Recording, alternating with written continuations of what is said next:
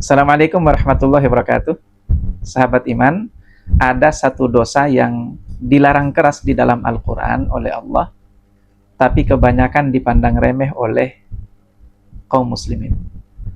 Dosa itu adalah as-sukhriyah, saling mengolok-olok, saling mengejek satu sama lain. Hal ini difirmankan oleh Allah Subhanahu wa taala di dalam surah Al-Hujurat ayat 11. Allah berfirman, A'udzubillahi minasyaitonirrajim. Ya ayyuhalladzina amanu la yaskhar qaumun min qaumin asa ayyakunu khairan minhum. Wahai sekalian orang-orang beriman, janganlah sekelompok atau satu kaum di antara kalian mengolok-olok kaum yang lain. Kenapa? Asa ayyakunu khairan minhum, karena boleh jadi mereka yang diolok-olok jauh lebih baik, jauh lebih mulia dibandingkan mereka yang mengolok-olok. Wala nisa'um min nisa'in, jangan pula sekelompok wanita mengolok-olok sekelompok wanita yang lain.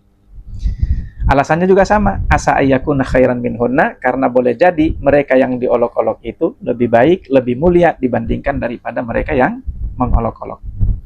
Sahabat iman, yang menarik untuk kita cermati di ayat ini adalah kenapa sehingga Allah harus menyebutkan khusus kata nisaun di dalam ayat ini, yaitu kaum wanita, padahal kata kaum di dalam bahasa Arab itu sudah mencakup laki-laki dan perempuan.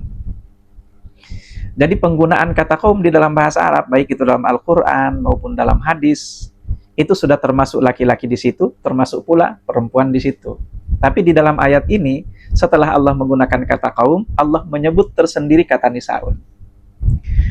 Di dalam ayat yang lain, penggunaan kata kaum ini, misalnya kita lihat di surah Al-Baqarah ayat 118, di sana Allah katakan, Qad bayyannal ayati liqaumin yuqinun. Kami telah menjelaskan ayat-ayat kami liqaumin yuqinun, yang kemudian diartikan oleh para ulama sebagai kepada kaum, yaitu orang-orang yuqinun, yang yakin.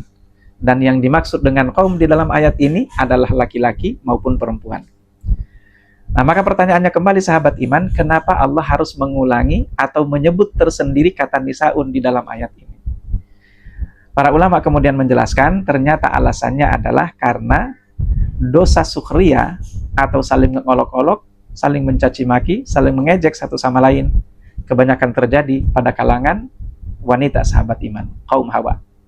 Maka oleh sebab itu, sahabat iman semuanya yang merupakan bagian dari kaum Hawa, jadikan ayat ini sebagai renungan untuk kita semuanya, agar kita tidak tergelincir dari jalan yang diridhoi oleh Allah Subhanahu wa ta'ala. Semoga bermanfaat.